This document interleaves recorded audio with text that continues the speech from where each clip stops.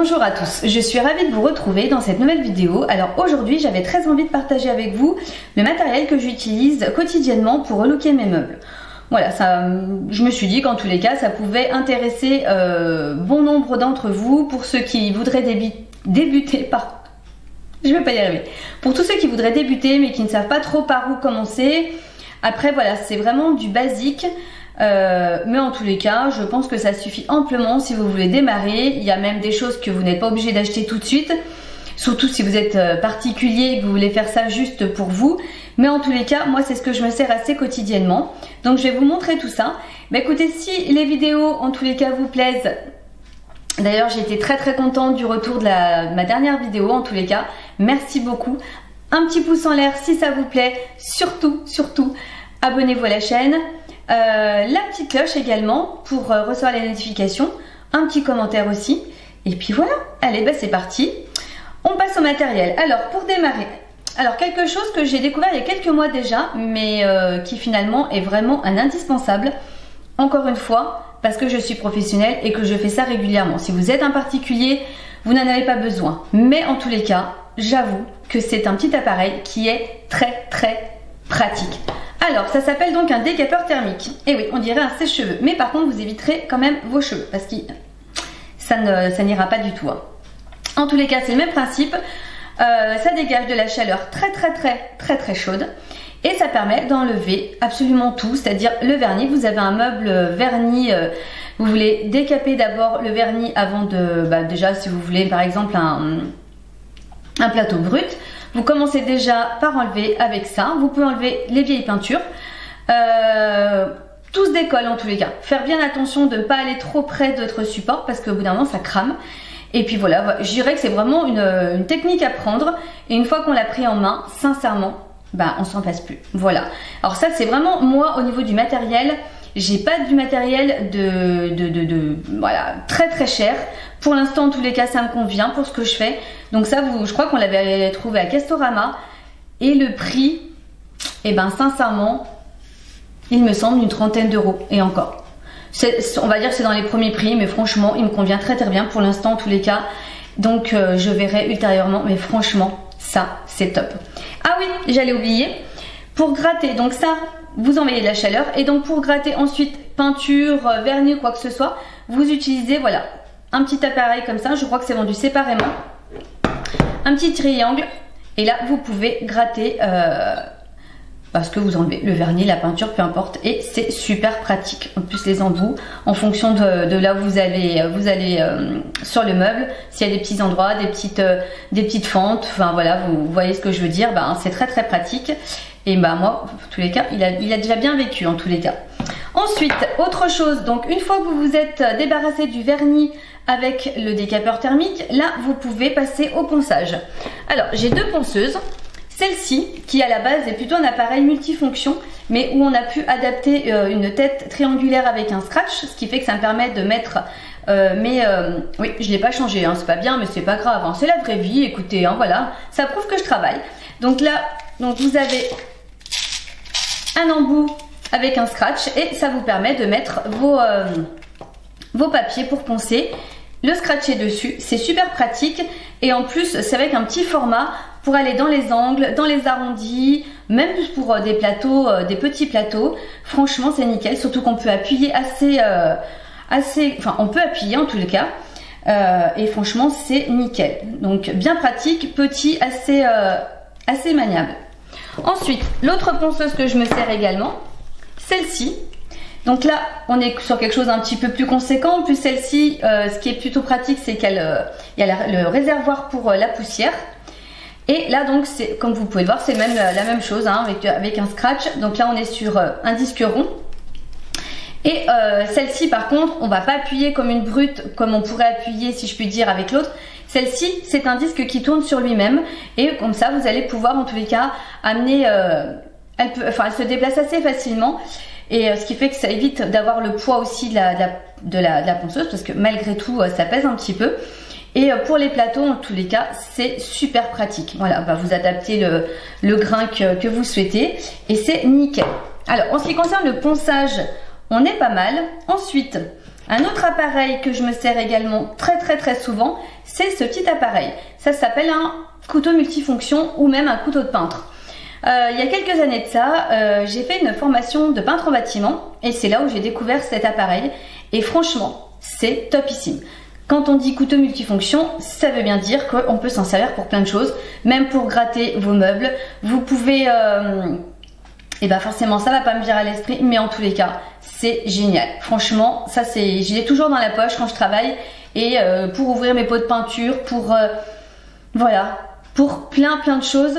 Je ne sens pas que ça coûte très cher, mais en tous les cas c'est pareil. C'est pas un ustensile qui est sincèrement obligatoire quand on démarre, mais en tous les cas quand on l'a, on s'aperçoit que c'est bien pratique aussi. Ensuite, en ce qui concerne la peinture, alors hop, j'ai tout mis sur ma table. Alors j'utilise aussi très souvent du scotch de masquage.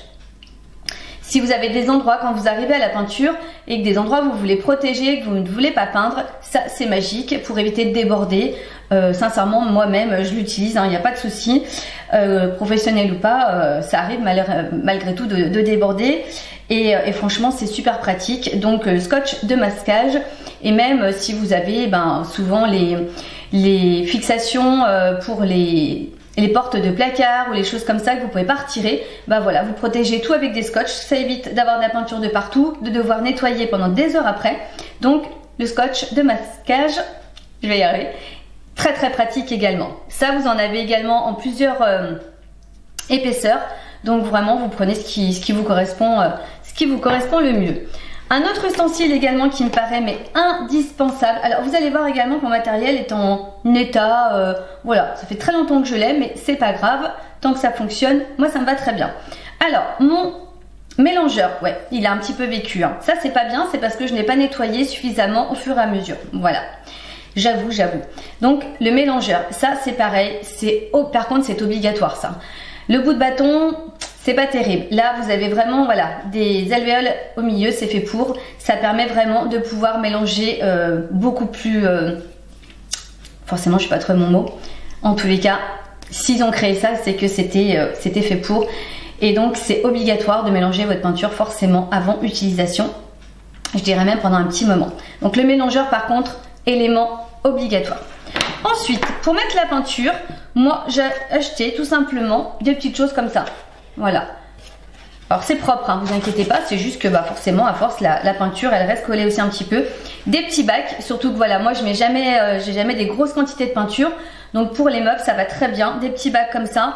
Donc forcément vous mettez votre peinture là et là ça permet que vous puissiez essorer un petit peu votre rouleau et franchement c'est nickel, ça coûte pas très cher et ça c'est super pratique, ça évite de poser votre peinture un peu n'importe où, enfin de la mettre dans un récipient qui n'est pas forcément, qui ne correspond pas forcément. Autre chose également, un petit seau comme ça, voilà, celui-là c'est pareil, ça fait tellement longtemps que je l'ai, mais en tous les cas je m'en sers tout le temps et ça très pratique pour mettre de l'eau. Il faut toujours avoir un récipient d'eau à côté et une vieille éponge, voilà, qui vous permet de laver justement le mélangeur entre autres et puis de laver les petites bêtises que vous allez faire. Donc toujours avoir de l'eau à côté de vous quand vous faites de la peinture et une vieille éponge, voilà, impératif, très pratique. Ensuite, qu'est-ce que je vais oublier? Des gants, c'est tout bête mais malgré tout quand on en a plein les mains, franchement c'est galère. Donc moi je sais que j'utilise tout le temps des gants, mais même pour le ponçage ça évite également de s'abîmer la peau tout simplement. Donc pour le ponçage, pour la peinture, des gants, des vieux gants, même vous prenez des gants jetables en plastique, c'est très bien aussi. Mais franchement, une paire de gants, indispensable aussi. Quelque chose, mais vraiment de tout bête, le chiffon. Toujours avoir un chiffon propre à côté de soi. Des catastrophes, il y en a toujours, je vous assure. Donc toujours un chiffon propre. Et puis ça évite qu'on s'essuie, même si c'est des vieux vêtements, qu'on s'essuie sur les vieux vêtements, au moins on a un chiffon et on s'essuie après le chiffon. Ensuite, qu'est-ce que j'ai oublié, pardon, les pinceaux. Alors les pinceaux, j'en ai 3 différents que je me sers en fonction bien sûr de là où j'ai besoin de peindre, si c'est des angles, si c'est du plat, si c'est... Donc très souvent celui-là, un petit pinceau pouce comme ça, et très pratique. Franchement, niveau format et tout, vous pouvez vraiment vous en servir un peu partout, donc ça se voit d'ailleurs, il a bien servi déjà. Mais franchement ça super pratique, j'ai le même en plus gros, donc c'est pareil en fonction de là où j'ai besoin de peindre, très nickel, franchement Ça c'est vraiment des valeurs sûres. Et également comme ça, pinceau plat, pareil, si vous voulez faire votre plateau. Enfin voilà, encore une fois c'est vraiment le pinceau qui va s'adapter en fonction du support que vous allez peindre. Mais en général, quand vous avez déjà ça, vous êtes plutôt pas mal. Voilà, trois pinceaux comme ça, c'est plutôt pas mal. Et pour terminer, les petits rouleaux. Donc je vous en ai très souvent parlé quand je fais des petits tutos. Le rouleau mousse. En plus, surtout, vraiment un petit détail avec un petit manche. Souvent les manches sont beaucoup plus grands. Et en fonction de là où vous peignez, suffit que ce soit un meuble avec une petite niche et que vous voulez peindre dedans. Et ben sincèrement, un petit manche, c'est quand même vachement plus pratique. Et pareil, au niveau des rouleaux mousse, il y en existe des plus grands. Et là, vous prenez le modèle le plus petit. Et je trouve que c'est aussi beaucoup plus pratique. Voilà. Mais vous verrez, c'est en faisant qu'on se rend bien compte. Et c'est vrai, quand j'ai découvert le petit format, il n'y a même pas si longtemps que ça, quelques mois déjà, mais... Et ben franchement maintenant je n'utilise plus que ça. Et comme je vous disais, la mousse forcément c'est mou hein, forcément. Et ça épouse vraiment toutes les formes. C'est génial. Et pour terminer, j'utilise également des petits rouleaux comme ça, des rouleaux laqueurs. Ça c'est vrai que c'est plus souvent pour comment dire, pour poser le protecteur sur les plateaux. En général c'est souvent sur les plateaux, aussi bien la peinture que le protecteur, mais voilà, c'est souvent plus dans ces domaines là que je vais utiliser ce rouleau, mais très très bien également le petit rouleau laqueur avec à poil court comme ça, c'est génial. Voilà, bah écoutez, moi je vous ai présenté en tous les cas le matériel que j'utilise quotidiennement pour looker les meubles. J'ai peut-être oublié des petites choses, mais à mon avis rien d'extraordinaire. Après vraiment chacun va utiliser le matériel qui lui convient. Il y en a peut-être qui utilisent carrément d'autres choses, peu importe. Moi en tous les cas c'est vraiment le mien. Franchement il n'y a pas non plus besoin de dépenser des sommes folles, parce que vraiment rien qu'avec ça je m'en sors très très bien et franchement voilà, j'ai pas de soucis. Je ne dis pas qu'au fur et à mesure des années, des mois, je vais peut-être avoir besoin de choses un peu plus sophistiquées, mais pour l'instant le matériel que j'avais finalement, que j'avais déjà, me convient parfaitement pour l'instant. Et voilà, il faut faire avec ce qu'on a déjà quand on démarre, surtout si vous voulez vous mettre à votre compte par exemple. Et puis après d'évoluer avec le temps et en fonction de vos besoins. Voilà, bah écoutez, c'en est tout pour aujourd'hui. J'espère que cette vidéo vous aura plu, qu'elle vous aura apporté quelque chose en tous les cas. Et puis bah écoutez, bah on se retrouve vendredi prochain. Décidément, je vais pas y arriver. On se retrouve vendredi prochain pour une nouvelle vidéo. Et en attendant, je vous fais plein de bisous.